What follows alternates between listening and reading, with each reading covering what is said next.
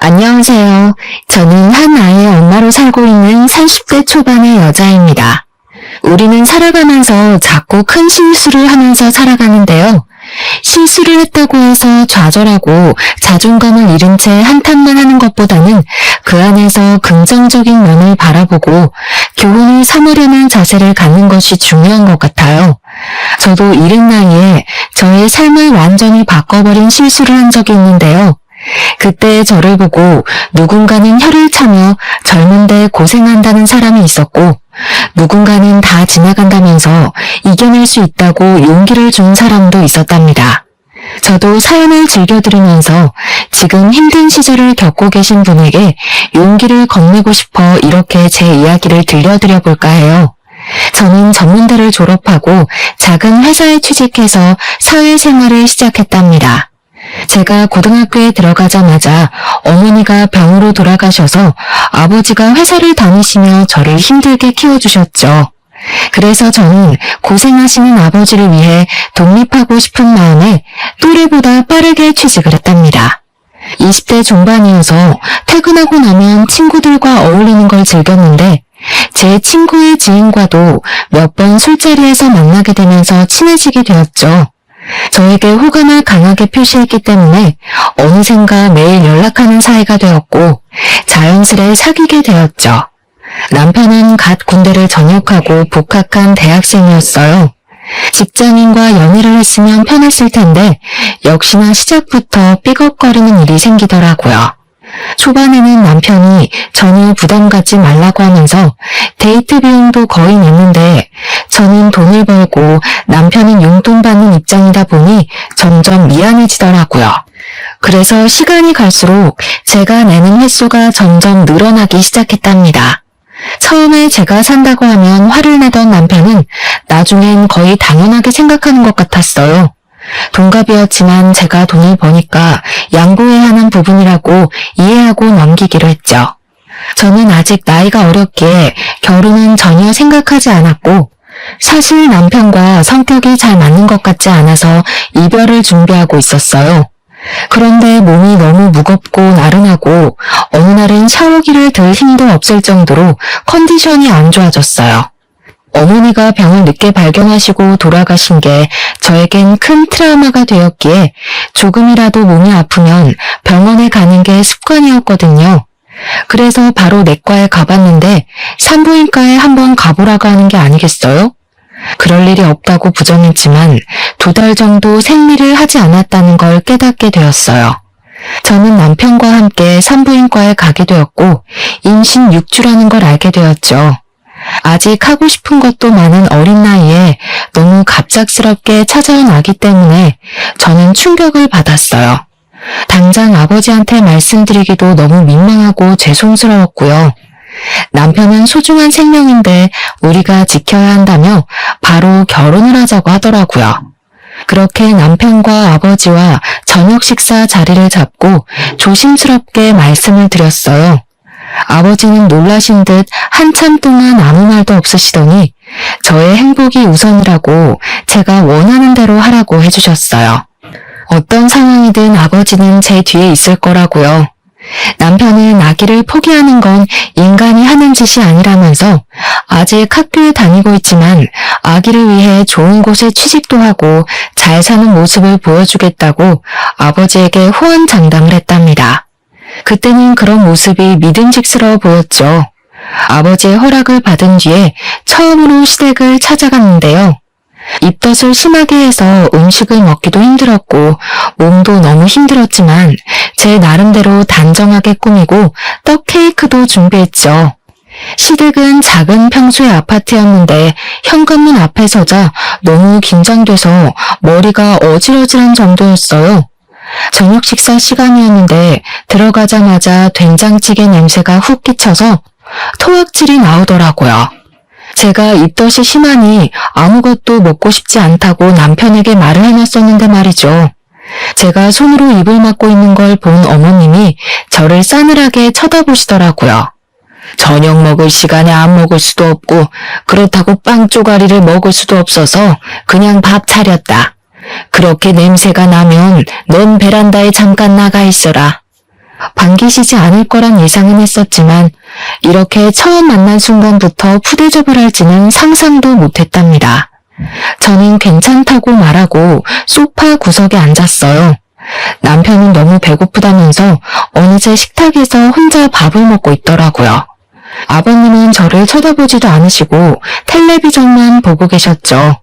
그때 시모가 제 앞에 와서 섰답니다. 지금 몇 주나 됐다고?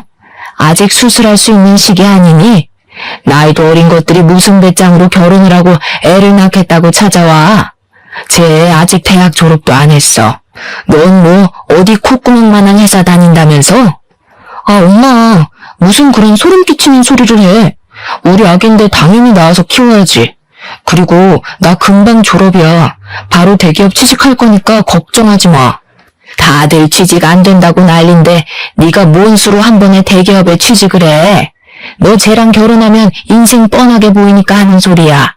애 키워야 된다고 아무 회사나 들어갔다가 40대고 50대는 거야. 넌 형이 그 좋은 회사 들어가려고 얼마나 스펙을 쌓고 노력을 했는지 다 봤으면서 그런 소리를 해?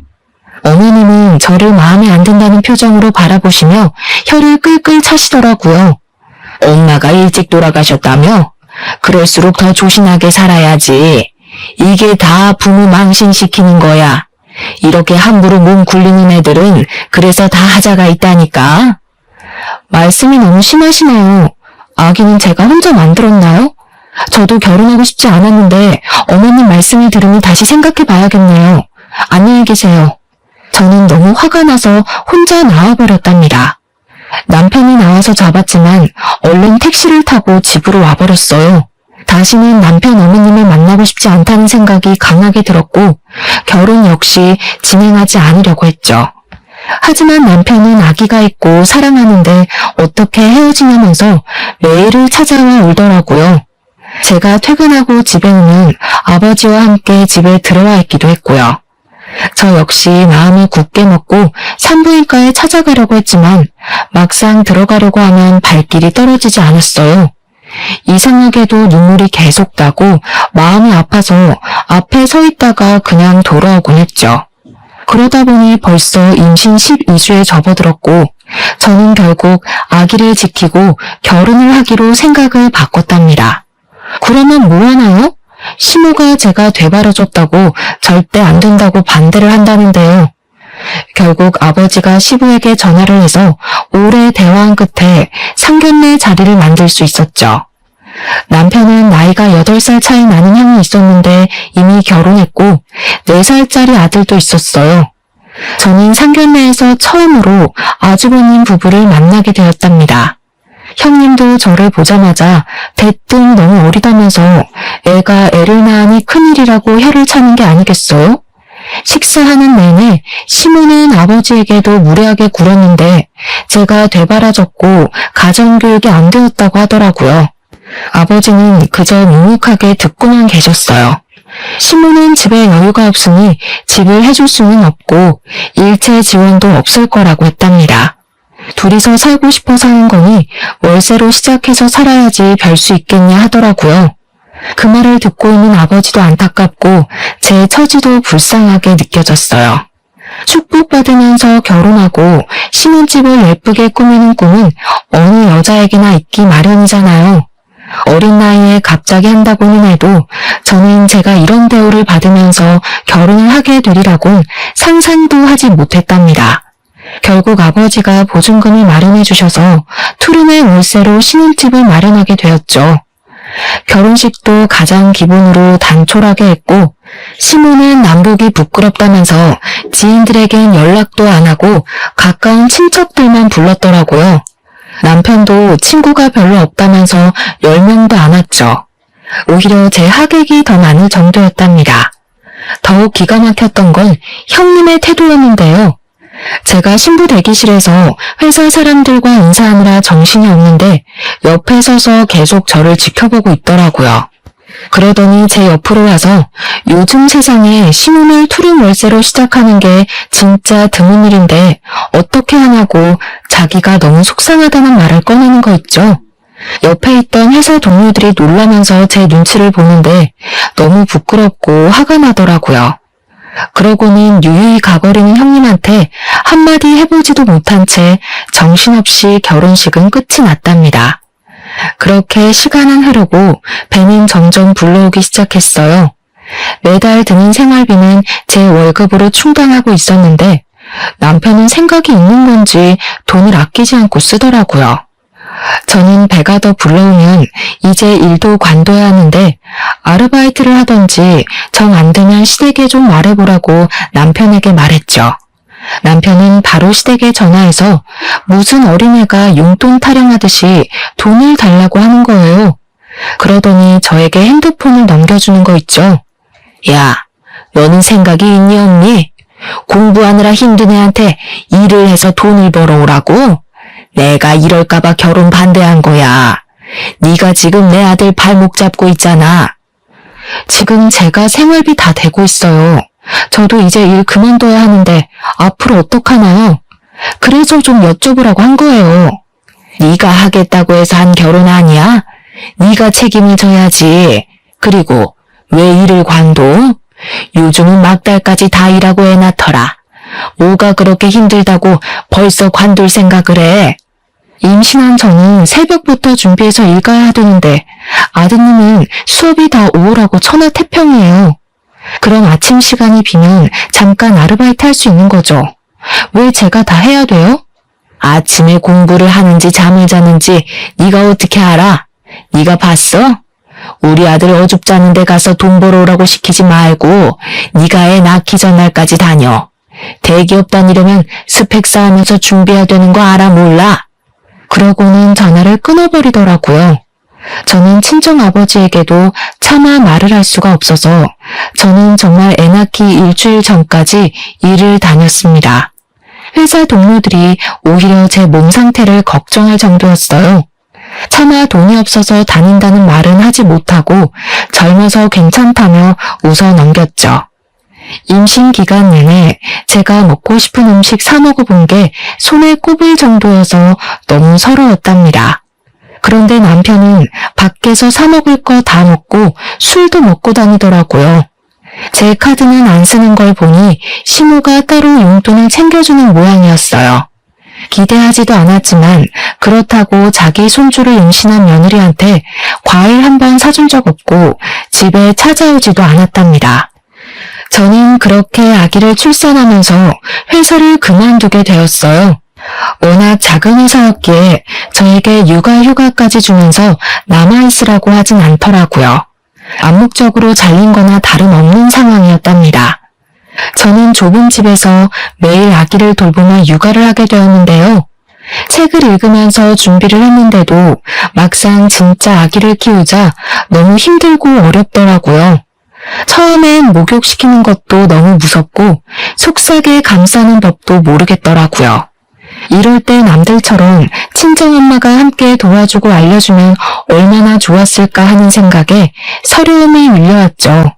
시부모는 아기를 낳은 당일에 병원에 와서 손주 얼굴만 쓱 보고는 저는 보지도 않고 가버렸다네요.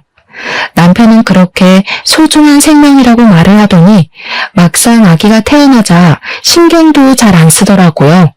처음엔 제가 시키는 대로 젖병을 타고 기저귀도 갈아주고 하더니 시간이 지날수록 도서관에 가서 공부해야 한다면서 아침 일찍 나가서 밤늦게 나오는 날이 늘어나기 시작했어요. 저는 아기와 하루 종일 씨름하느라 머리도 못 감는데 남편은 나갈 때마다 얼마나 꾸미고 나가는지 보고 있으면 기가 막히더라고요. 너는 하루에 10분도 아기 봐주지도 않으면서 학교에 그렇게 꾸미고 갈 시간이 있어? 그럼 학교 가는데 너처럼 후줄근하게 입고 다니면 좋겠냐? 아기는 집에서 노는 엄마가 봐야지. 네가 낳자고 해서 낳은 아기야. 근데 왜 나만 다 책임져야 돼? 잠도 못 자고 제대로 밥도 못 먹고 샤워도 못 해. 너는 내가 불쌍해 보이지도 않아? 그리고 생활비는 어쩔 거야? 나 모아둔 돈도 없는데 네가 돈을 구해와야 될 거 아니야. 아이씨 진짜 시끄러. 너 이렇게 구질구질한 애였냐? 머리는 떡져가지고 밖에서 상큼한 애들 보다가 너 보면 진짜 한숨만 나온다. 난 몰라. 네가 우리 엄마한테 말해보든지. 너네 아빠한테 돈 달라고 해. 내가 누구 때문에 이렇게 됐는데 같이 아기 봐주고 도와줘도 힘든 판국에 또 아침 대바람부터 나가기만 해? 남편은 제가 나가지 말라고 악을 써도 제 손을 뿌리치고 나가버렸답니다. 이렇게 매일 신랑이 하는 날이 계속됐어요. 남편은 생활비는 전혀 신경도 쓰지 않아서 아기 분유 살 돈도 없었답니다. 저는 남편에게 실망을 했고 점점 정이 떨어지기 시작했어요. 어느 날 너무 힘들어서 울고 있는데 친정 아버지에게 전화가 왔더라고요. 저는 괜찮은 척 받았지만 다정한 아버지의 목소리에 그만 펑펑 울고 말았죠. 아버지는 바로 회사 반차를 쓰시고 집으로 오셨어요. 아버지는 잠도 제대로 못 자서 쾌한 제 얼굴을 보시고는 얼른 들어가서 눈 좀 붙이라고 저를 방으로 밀어넣으시더라고요. 그 덕에 아주 오랜만에 깨지 않고 푹 잘 수 있었죠. 거실로 나가보니 아빠가 아기와 놀아주고 계시더라고요. 제가 아기를 받아들자 아버지는 밥 먹으라면서 식탁을 가리키셨어요. 제가 좋아하는 보쌈을 시켜놓으셨더라고요. 매일 미역국에 밥만 말아먹다가 오랜만에 먹으니 얼마나 맛있던져. 아버지는 아기를 안고서 제가 먹는 모습을 물끄러미 바라보시더라고요. 아버지는 남편과 말을 좀 해봐야겠다고 기다리셨지만 남편은 밤 11시가 돼도 들어오지 않았어요. 아버지는 혀를 차시면서 돌아가셨죠. 아버지가 가신 지 얼마 되지 않아 통장으로 돈이 입금되었다는 메시지가 왔더라고요. 말을 안 했지만 제가 사는 게 힘든 걸 아셨는지 몇 달 지낼 수 있는 넉넉한 액수를 보내주셨더라고요. 아버지께 한없이 죄송한 마음이 들어서 눈물을 펑펑 흘렸죠.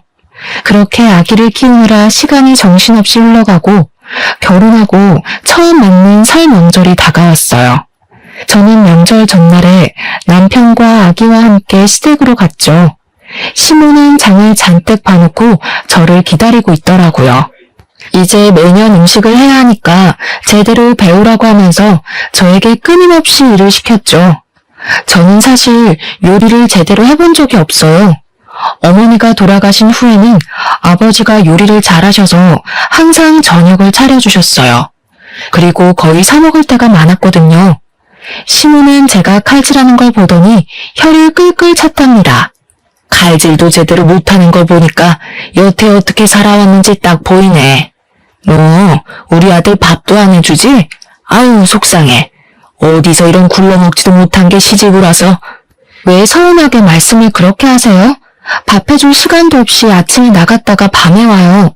그리고 아기 보느라 제 밥도 못 해먹는데 어머니는 제 밥 한번 챙겨주신 적 있어요?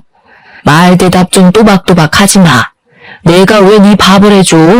내가 애 낳으라고 했어? 네가 낳겠다고 해서 이 사다를 만든 거야.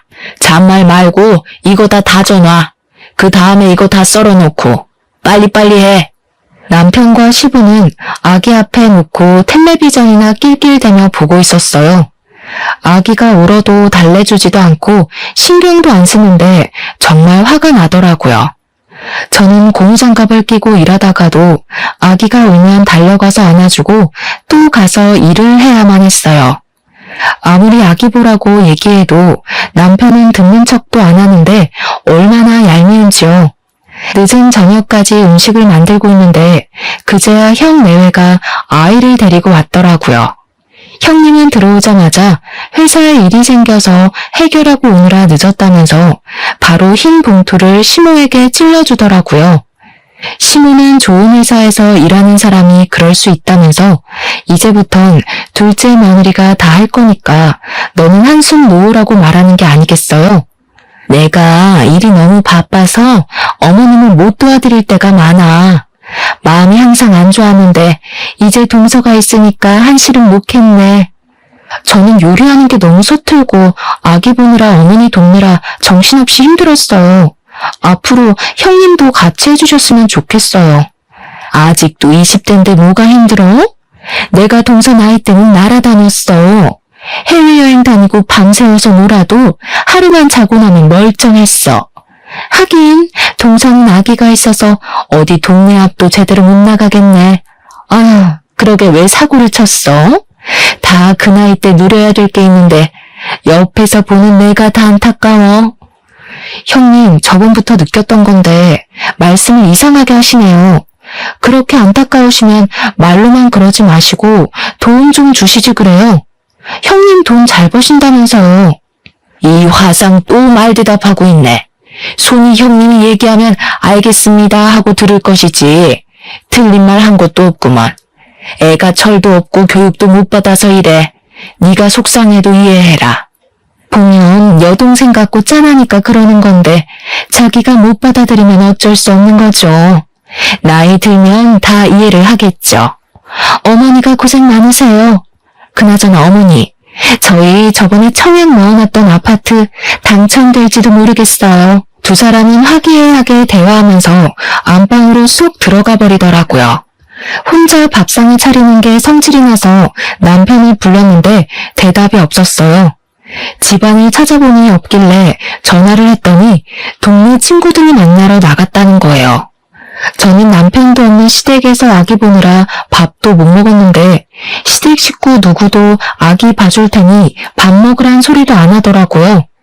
저는 화가 나서 형님에게 아기를 안겨버리고 밥을 챙겨 푹푹 먹어버렸답니다. 형님이 기가 막힌다는 표정으로 저를 계속 노려보고 있더라고요. 저는 낯선 집 거실에서 아기와 자야 했는데요. 남편은 술에 잔뜩 취해서 새벽에 들어오더라고요. 남편이 부스럭 소리를 내니까 잠들었던 아기가 깨어나서 울기 시작했어요. 저는 너무 화가 나서 남편에게 한 소리 했죠. 지금이 몇 시야? 난 시댁 눈치 보면서 아기 보고 있는데 또 술을 먹고 들어와? 오랜만에 친구들 만났는데 그럼 어떡해. 쪽팔리게 아기 있다고 나 먼저 들어가냐? 그때 소리를 들은 신우가 불이 나게 거실로 나오더라고요. 너는 시댁에 와서도 남편을 잡고 있어? 남자가 오랜만에 친구 좀 만나서 늦게 들어올 수도 있지. 왜 이렇게 남편을 다그쳐? 얘가 진짜 못된 짓만 골라서 하네? 어머니, 진짜 너무하시네요. 저를 싫어하시는 건 알지만 어떻게 손주한테도 신경을 이렇게 안 써주세요? 저 부려먹으려고 부르신 거지 진짜 같이 명절 보내자고 부르신 거예요? 전 이 집 판이 아니에요. 저도 우리 집에선 귀한 딸로 자랐어요. 결혼하면 출가 외에는 거 몰라? 그렇게 귀하게 자랐는데 결혼도 하기 전에 애를 가지니? 내가 남사스러워서 어디다 며느리 봤다고 말도 못해. 니까짓 게 뭘 그렇게 대단하다고 내가 며느리 대접을 해줘야 돼? 며느리로 생각하지도 않는데 제가 여기 있을 필요가 없네요. 제가 빠져드릴게요. 저는 아기를 데리고 새벽에 시댁을 나와버렸어요. 어이없게도 남편은 따라 나오지도 않았죠. 저는 곧장 택시를 타고 친정집으로 갔답니다. 집 안으로 들어가니 아버지는 아직 자고 계셨어요. 고소한 젖냄새며 갖은 음식 냄새가 퍼져있는 시댁과는 다르게 너무 고요하고 쓸쓸한 집안 풍경에 목이 메어왔죠. 제가 시댁에서 안 해본 음식을 하고 있을 때 혼자 멀거니 집에 계셨을 아버지를 생각하니 먹먹해졌답니다. 기척을 듣고 나오신 아버지가 저를 보고 깜짝 놀라시더라고요. 남편은 어디 있냐는 말을 하셔서 대수롭지 않은 말투로 싸워서 집으로 와버렸다고 했죠. 저는 아기와 아버지와 함께 시장에 가서 명절 지날 음식 재료들을 사서 떡국도 끓이고 반찬도 좀 했답니다. 아버지가 주방에 한 번도 안 들어오게 키웠는데 어느새 결혼해서 아기도 낳으니 떡국도 곧잘 끓인다고 칭찬을 해주시더라고요. 저는 그렇게 명절 내내 아버지와 보냈답니다. 친정에 와서 지내니 어찌나 마음이 편한지 신혼집으로 돌아가기가 끔찍하게 싫더라고요. 심지어 남편은 연락 한 통도 없고 친정으로 찾아오지도 않았죠. 그래서인지 더 가기가 싫어서 며칠 더 친정에 머물렀어요.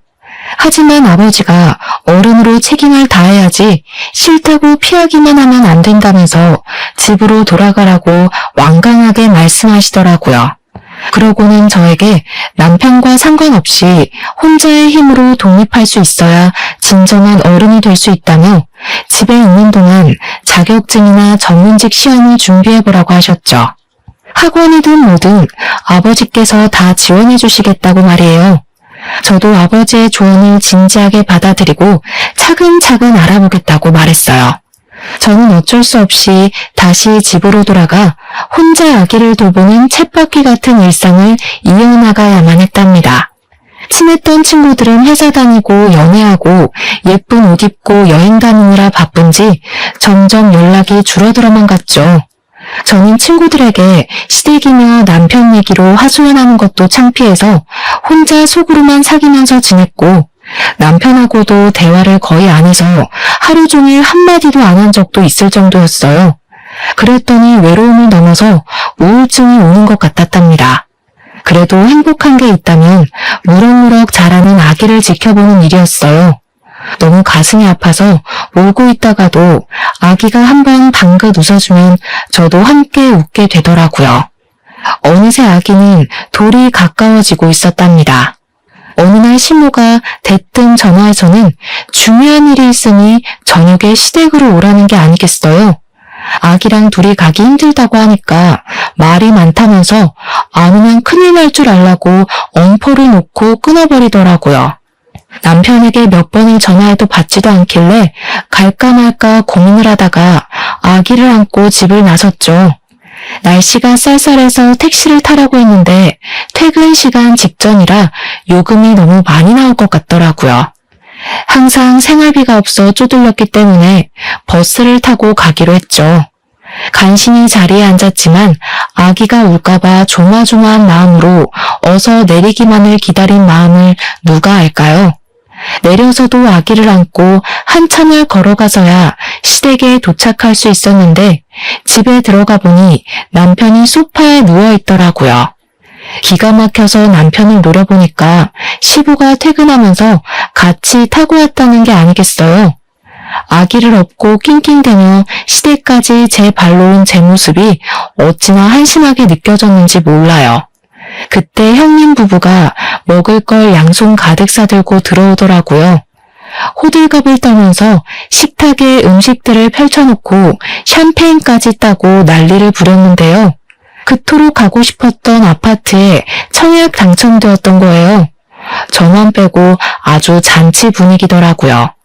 그 와중에 평소 음식이라면 환장하는 남편이 먹지도 않고 핸드폰만 들여다보고 있더라고요.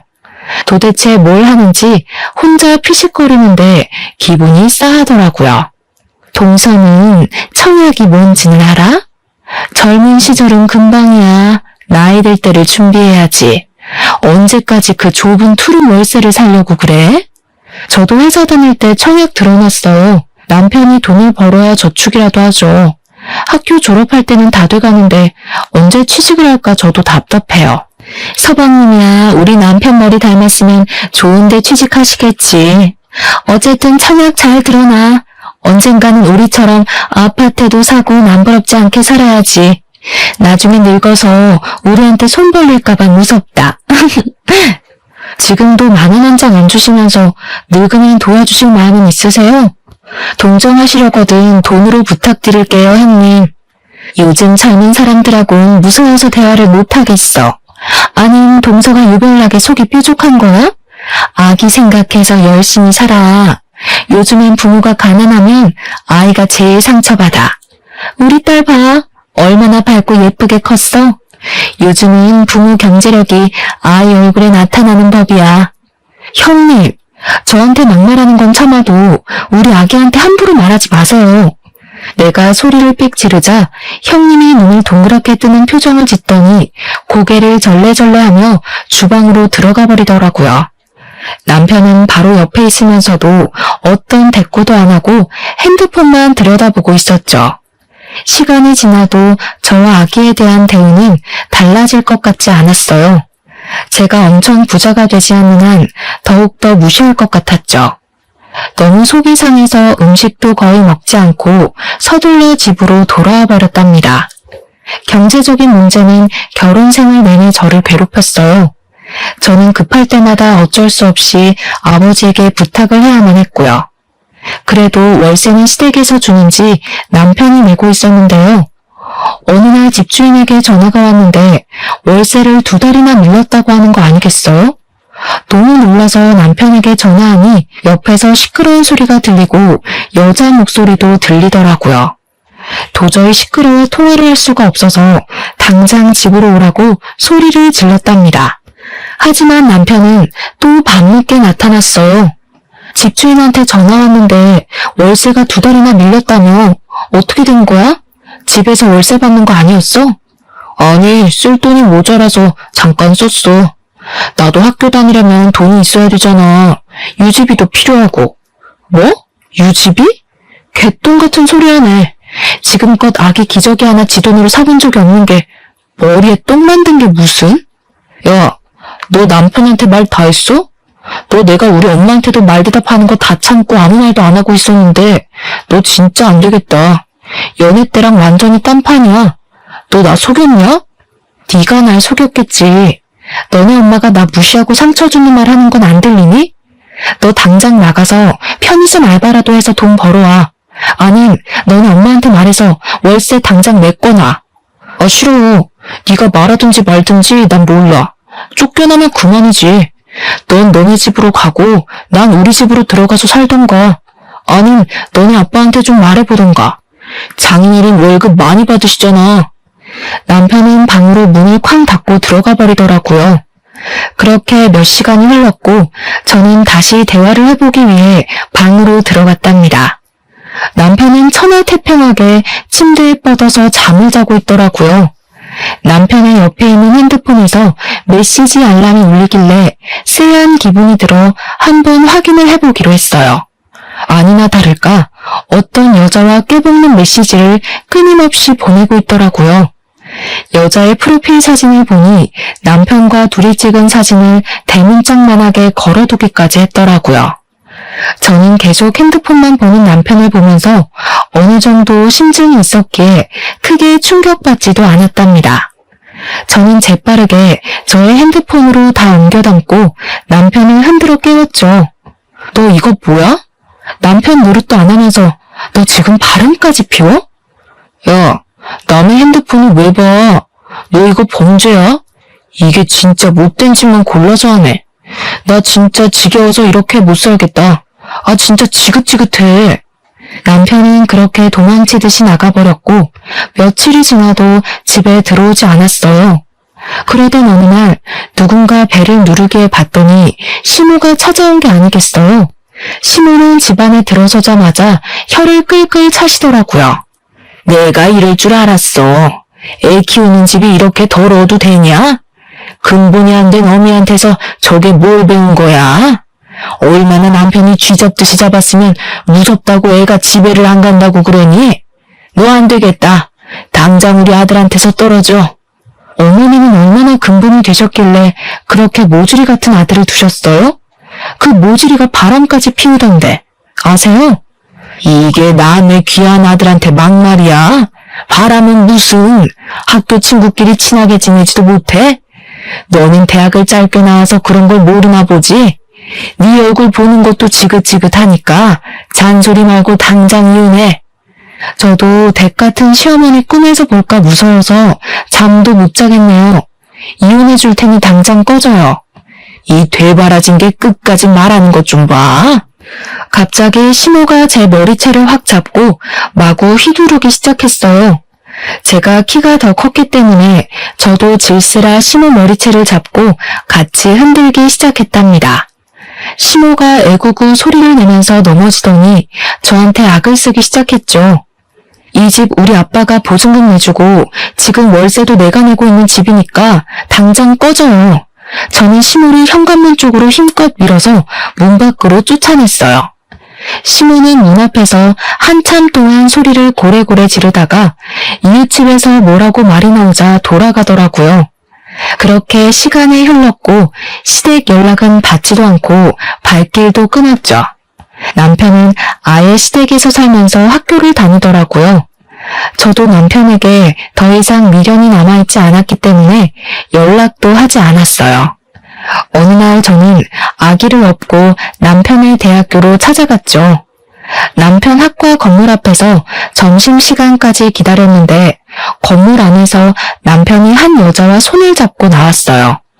아주 풋풋한 캠퍼스 커플이 따로 없더라고요. 남편이 저를 발견하자 깜짝 놀라 여자를 잡은 손을 빼고 뒤로 물러서더라고요.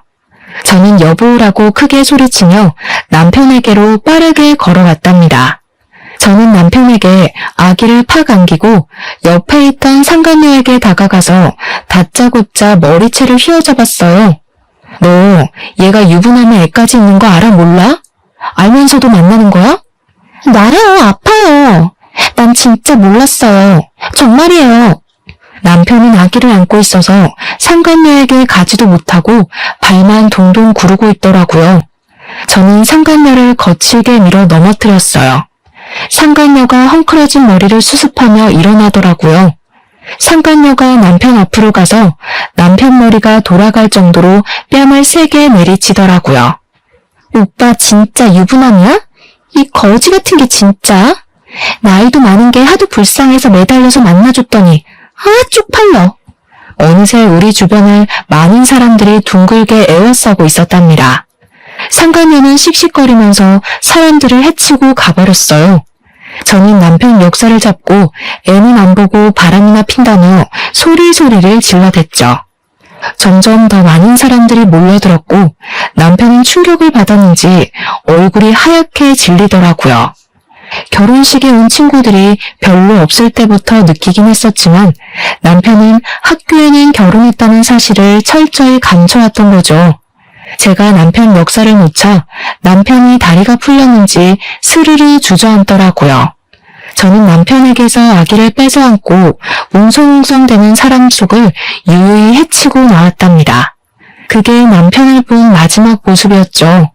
저는 남편이 찾아가기 전에 이미 이혼 서류를 시댁에 보내놓은 상태였고 위자료는 받을 생각도 하지 않았어요. 그저 아기의 친권과 양육권만 갖고 깔끔하게 남편과 시댁과의 인연을 끊기로 결심했거든요. 남편과 싸우면서 질질 끌기보다는 하루라도 더 빨리 새로운 인생을 시작하는 게 더 현명하다고 생각을 했으니까요. 저는 사실 예전에 아버지의 충고를 듣고 아기와 둘이서 살려면 무슨 일을 해야 할까 생각하다가 공무원 시험을 준비하기 시작했거든요. 아기가 잠든 밤부터 새벽까지 강의를 들으면서 공부하고 낮에 틈틈이 복습하면서 치열하게 공부를 했답니다. 시험에 합격해야 이혼을 할 수 있다는 목표를 세우니 어느 때보다 독하게 공부에 전념하게 되더라고요. 그렇게 저는 짧은 시간 안에 공무원 시험에 합격할 수 있었어요. 가장 낮은 급수였지만 합격 발표가 났을 때는 그동안에 힘들었던 시간을 보상받은 듯이 행복했답니다. 그렇게 공무원이 되어 근방의 주민센터로 발령받아 일한 지도 5년의 시간이 흘렀어요. 아이는 벌써 초등학교 입학을 앞두고 있었고 저는 친정집에서 아버지를 모시고 살면서 평안한 일상을 보내고 있었죠. 그러던 어느 날 제가 일하는 노인복지팀 창구에서 낯익은 목소리가 들려오더라고요. 저는 7급 주사부였기 때문에 직접 주민들을 응대하진 않고 안쪽에서 일을 하거든요. 슬쩍 가봤더니 세상에 신우 얼굴이 보이는 게 아니겠어요. 예전에 비해 너무 주름이 많고 옷차림도 초라해진 신우가 기초 수급을 받기 위해 상담을 하고 있었답니다. 하소연하는 걸 들어보니 2년 전에 첫째 아들이 교통사고가 나서 반식물인간이 되었다고 하더라고요. 며느리는 사고 난 지 몇 개월 만에 아파트 명의도 자기 이름으로 돌려놓고는 이혼 소송을 해서 의식도 없는 남편을 상대로 이혼을 하고 발길을 끊어버렸다네요. 그 충격으로 시부도 중풍을 맞아 집에 누워있어 신우가 다 병수발을 해야 하는 상태라더군요.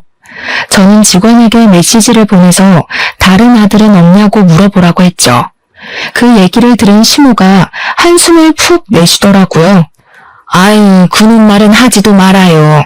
졸업 남겨두고 학교를 안 나가서 결국 졸업도 못하고 지금까지 백수로 지내고 있어요. 사실 결혼을 한 번 했었는데 그래도 걔랑 둘이 살았으면 지금 이렇게까지는 안 됐을 텐데 손주도 있는 마당에 우리 집안 대를 이을 아이 얼굴도 못 보고 살아요. 그러게 며느리한테 좀 잘하지 그러셨어. 제 목소리를 들은 신우가 깜짝 놀라 고개를 들더라고요. 그리고는 저를 보고는 믿기지 않는다는 듯이 주위를 두리번거렸답니다. 네가 왜 거기 들어가 있어? 네가 여기서 일할 애가 아닌데. 너 공무원도 아니잖아. 저 공무원 맞는데요? 여기서 일한 지 5년이나 됐는데 세상 참 좋네요. 그렇죠? 말씀 안 드렸었는데 저 공무원 시험 합격하고 바로 이혼한 거예요. 어쨌든 제가 복지 담당이라 사정 들어보니 딱하긴 한데 장성인 아드님이 집에 계시고 재산 여부도 먼저 조사를 먼저 해봐야 할 것 같네요. 네가 진짜 공무원이 됐단 말이야? 그럼 우리 손주는 지금 어디 있니? 내가 한 번만 만나보면 안 될까? 내가 너한테 못되게 군 거는 미안하게 생각한다. 그래서 내가 지금 벌을 받고 있나 보다. 다 지나간 얘기니까 그런 말할 필요는 없고요. 그쪽 손주가 아니고 제 아들이니까 관심 꺼주세요. 기초수급자 선정 결과는 우편으로 갈 테니까 기다리시면 됩니다. 제가 등을 돌리려고 하자 시모가 얼른 제 손을 잡는 게 아니겠어요? 저는 얼른 거칠게 손을 빼냈답니다. 내가 정말 미안하다. 한때는 그래도 부부였는데 우리 아들 한번 다시 만나보면 안 될까? 너를 만나면 정신 좀 차릴지 누가 아니. 말도 안 되는 억지 부리는 건 여전하시네요. 전 그쪽한테 항상 고마운 마음 가지고 살고 있어요. 저한테 그렇게 모질게 대해주셔서 제가 이혼을 할 수 있었네요. 저는 차갑게 돌아서서 사무실 안쪽으로 들어가 버렸답니다. 직원 말로는 한참을 대기 의자에 앉아서 훌쩍거리다가 돌아갔다고 하네요. 역설적이게도 시모는 그 잘난 아들 덕분에 기초수급자로 선정되지 못했고 주민센터에 다시 오지는 않더라고요. 저는 처음 일을 시작할 때보다 직급도 많이 올라서 더욱 바쁘게 일하고 있답니다. 같은 주민센터에서 일하고 있는 현재 남편과 설레는 연애도 시작하게 되었어요. 저는 아이도 있기에 다른 인연을 만나려는 생각은 전혀 하지 않고 있었는데요. 남편도 이혼의 아픔이 있어서 저를 잘 이해해 주어서 마음을 열게 되었네요. 전 남편과는 다르게 듬직하고 자상한 모습에 제 아들도 잘 따르고 있답니다. 인생을 살면서 옆자리에 누군가 있든 없든 항상 나 자신의 중심을 지키는 게 중요한 것 같아요. 예전에 저는 너무 어렵기도 했지만 누군가의 관심을 받는 게 좋아서 저의 행복보다는 그 사람의 행복을 따랐던 것 같더라고요. 한 번의 아픔을 겪었지만 다 이겨내고 나니 이제는 저도 저만의 중심을 잘 잡을 수 있는 어른이 되어가고 있는 것 같아요. 앞으로도 다른 사람에게 휘둘리거나 흔들리지 않고 저와 아이의 행복만을 생각하면서 살아가려고 한답니다.